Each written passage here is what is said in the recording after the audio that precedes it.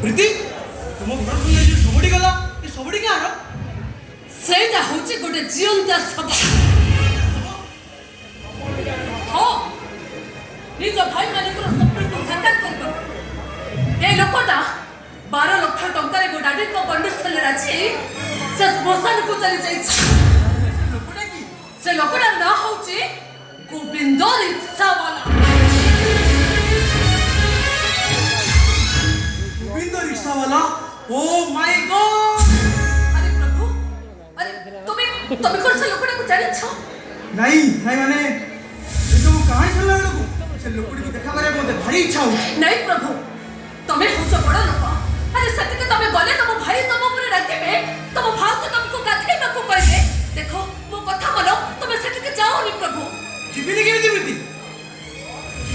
केउ लोकटा केटा टंका पाई